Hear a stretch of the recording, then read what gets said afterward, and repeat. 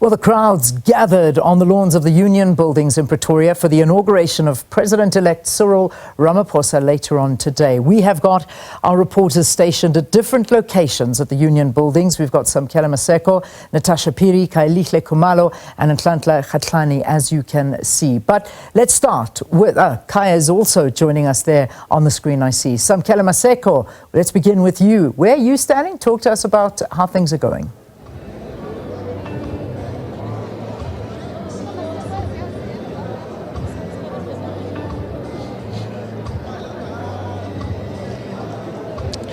It is the inauguration day. We are in the citadel of power, where President Cyril Ramaphosa will be inaugurated as in the seventh administration as the President of the Republic of South Africa. It's not business as usual, as the governing African National Congress is no longer governing the country alone, as they've dipped under 40%, and they have now decided to work with the Democratic Alliance and other political formations in the government of national unity, which his predecessor Jacob Zuma calls nonsense. I wonder what John Steenhuisen, the leader of the Democratic Alliance, has to say about those whom are dissing this government of national unity. Mr. Steenhuisen, the big day has come, the inauguration, the Democratic Alliance in government. What's your view of those who are calling this government of national unity as nonsense? Well, I think you've got to understand where the real nonsense is in the spectrum in politics in South Africa. And the real nonsense is sitting with those anti-constitutionalists that are now trying to throw stones at the government of national unity. This is a party, the MK party, that campaigned on abolishing the constitution, getting rid of the rule of law in South Africa, diluting the power of the courts, extinguishing private ownership in the country. All of these crazy policies that cause suffering and harm. And that is why it was so essential that the centre came together to keep the anti-constitutionalists out of office. It would be a very different day for South Africa today had the people, the democratic centralists, not had the foresight and the maturity to reach out and find each other and let parties like MK and others into the Union buildings, where they would wreak havoc on our economy and on the socio-economic fabric of our country. An inauguration at the Union buildings symbolizes something very special. Looking at the historical context of South Africa, politically, economically, what does this moment of this inauguration, being here at the citadel of power at the Union buildings, looking towards the future of the country, where the economy is not performing, where the high levels of unemployment, where corruption is at an all-time high, where politicians have got no regard for the rule of law? Well, absolutely. And I think what we're witnessing here today is a peaceful transfer of power. The election was held, the outcome has been accepted, the ANC lost the majority, there's no tanks on the streets, there's no martial law. What we're witnessing today is a transfer to a different government that will be very different to the one that went before it. And I think this ushers in a new era of cooperation and collaboration. And I think that's what South Africans need to see more than ever. The era of finger pointing is over. The voters have said we're not giving any party a majority. It's up to you guys to come together and find each other to form a stable government that's going to be able to deliver jobs, that's going to be able to lift people out of poverty, and that's going to be able to get the country's economy moving forward in a more inclusive way for more South Africans. As the Democratic Alliance, what is your foresight looking into the speech that the President will give after his inauguration?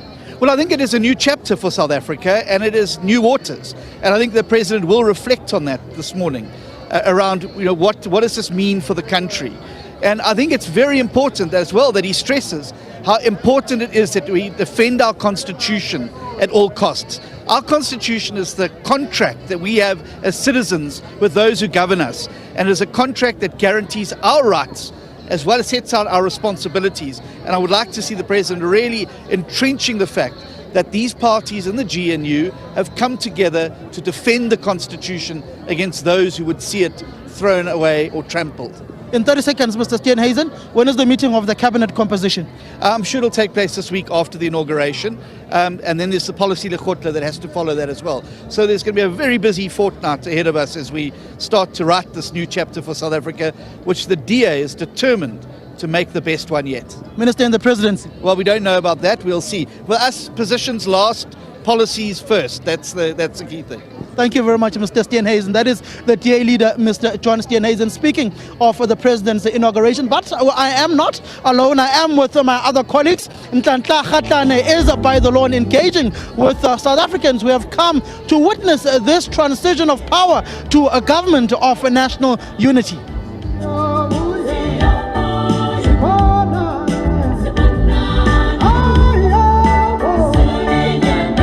Well, thank you so much, Samkele, coming to you right here from the Union Building. I'm with ordinary people, but also I'm with the Deputy Director of Sports, Art and Culture here, Ms. Mandisa Chikwamba. Talk to us about the program today. We know that people are going to be entertained. We've already seen them, since early this morning.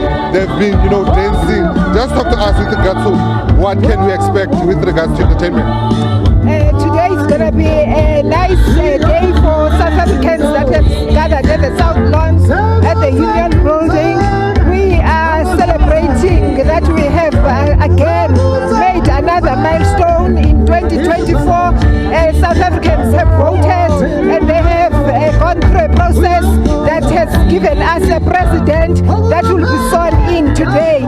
So today we are just here to celebrate this milestone and to remember where we are coming from. The program of today, it comprises the music that is at my background. We have very renowned artists that have been put together. We also have a curated program, which is a theatre that will be shown between 8 and 9, where South Africans will be shown where we are coming from in different aspects.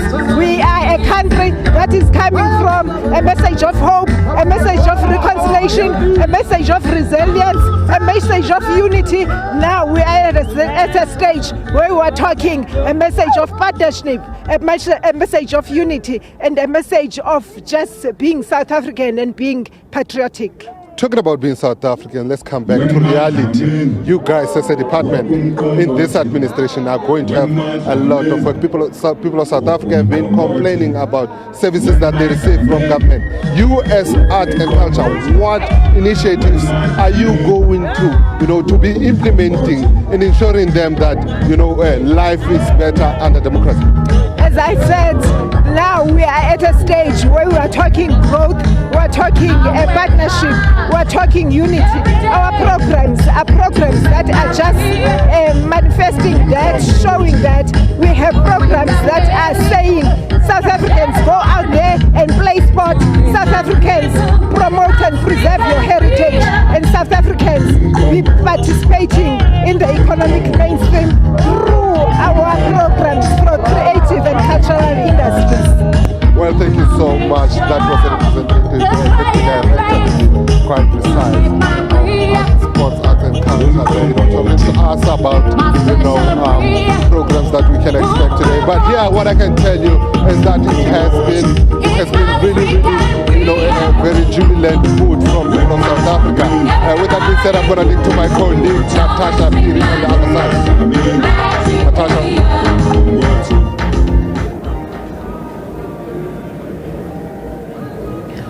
Well, thank you so much, Ntlantla. It certainly is a hive of activity here at the amphitheatre, and this is as guests and various leaders of political parties are actually trickling in, of course, for the inauguration there of the President-elect Cyril Ramaphosa. I'm now joined by Rise Mzansi leader, Mr. Songezo Zibi. First and foremost, I know it's cold, but how are you feeling? There's pomp, there's ceremony here. No, this is an amazing day because, like I said the other day in Parliament, that the peaceful transfer of power from one administration to the next is something that we must always cherish. And in South Africa, it is orderly, it is filled with tradition, and it helps to build a democratic culture. So I'm very happy to be here today. How would you characterize Cyril Ramaphosa's first term, seeing that he's going to a second term right now, and what are you expecting? So I think the first term of the president was a disappointment for many people, and I think that is expressed in the electoral results that we saw, where the ANC got just above 40%. And I hope not just for the president, but for ourselves, actually, as a country, that things are much better, that we get a better performing economy, we reduce unemployment, we reduce crime, we begin to solve all the problems. Because once an election is over, it is very important for leaders right across the country, across sectors, to work together so that the country can become better. Mr. Zibi, thank you so much for your time. Let me just quickly bring in the president of the IFP, Mr. Ntlantla. Sir, thank you so much and welcome. So you're part of the government of GNU, the government of national unity. What kind of cabinets are we looking at, seeing that various political parties have now signed the statement of intent, and after this, the president will then have to elect their cabinet? Are there any offerings, or are there any positions that the IFP is probably looking at? Thank you very much, and greetings to all the viewers of SABC, the people of South Africa. Today, the main focus is the inauguration of the president. The president, I believe, will take an opportunity to make the roadmap of our country, and very soon he will have to announce his cabinet. I'm looking forward to an all-inclusive cabinet in terms of political parties in the GNU, in terms of skills, the brains, the abilities our country have. South Africa needs to go forward, and it has to happen soon. And I'm sure the president will not take too long to get the government in place, so that our people can now relax and say, we have voted, the government is in place, it is the turn of the government to deliver. But Mr. Tlabisa, in terms of those conversations, we know that he needs to consult with members of the GNU, including the IFP. When are those discussions going to take place?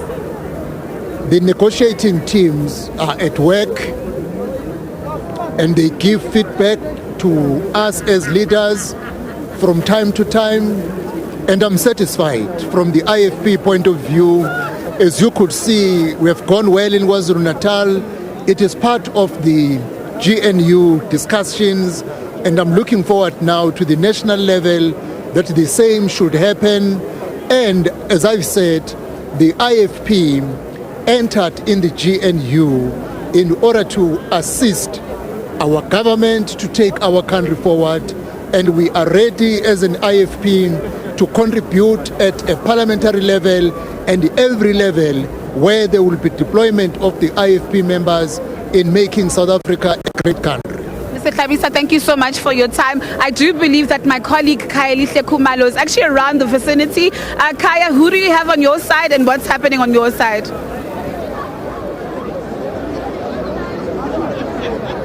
Well, certainly, it's such a very remarkable day here at the amphitheatre. I mean, it's really colourful. As you know, that South Africa is part of the international community. So many foreign dignitaries are right here at the amphitheatre to celebrate with South Africa 30 years of democracy. And one of the very key countries, really, that played a very fundamental role in helping South Africa to be free is Sweden. And the Swedish ambassador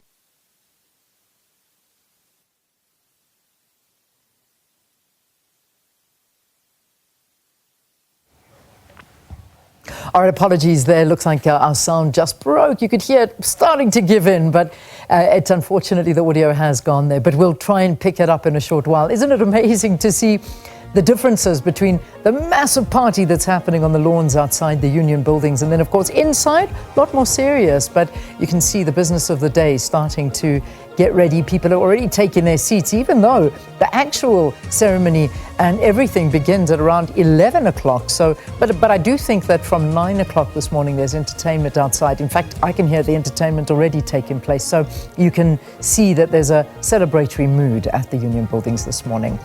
Right, looks like we may have Kaya's mic back. It seems to be fixed up now. Kaya, we broke the sound. We couldn't hear you. I'm going to ask you to pick it up again.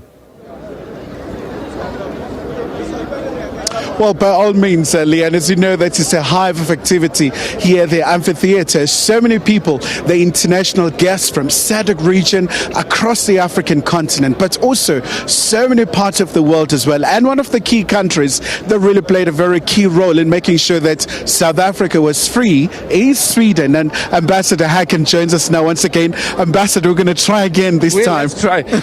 we can't say this too many times. We are with you today. The people of Sweden are with South Africa today. We were together with you fighting for democracy and human rights. And today, we are together with you celebrating democracy. Ambassador, obviously this is a very different government. I mean, it's a government of national unity, the coalition government, the coalition politics. Any lessons? I mean, we know that quite a number of, the Scandinavian countries are fairly experienced around that. I'm so convinced that the answer to today's challenges are working together.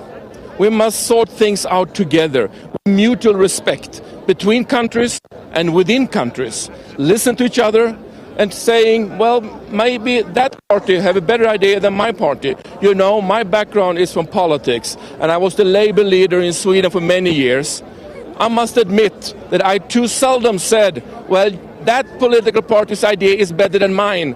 But in the real world, things is like that. So we need to listen more to each other, show each other respect, working together to solve the challenges ahead of us. We can't continue fighting each other, not between countries and not within countries. So I think that this is a huge step for South Africa, but also something that the rest of the world will look upon and admire. Before I let you go, Ambassador, obviously when you talk about bilateral relations, the issues around economic growth, issues around revitalization of so many issues, really just to empower people so that we see job creation and many other key intervention. South Africa, Sweden, I would imagine that you anticipate the incoming administration to continue working with you. Yes, of course, and we need each other. North and South, we need each other. We share this globe together. And the future is something that we create together. So we need to be close to each other. And we are close to each other. And we continue that in trade, research, science, business, politics, democracy, defending human rights. And also stand up for the principles of democracies when authoritarian regimes are gaining ground all over the world today. We need each other, and we will be together for the future. There you go, Ambassador. Many thanks there. Of course, that's the Swedish ambassador here in South Africa, Ambassador Hacken. So, Leanne, I can tell you this much. We're expecting quite a number of heads of states to come through. So, quite a very interesting time here at the amphitheater. But with that, we're going to take a very quick break, and we'll see you after this.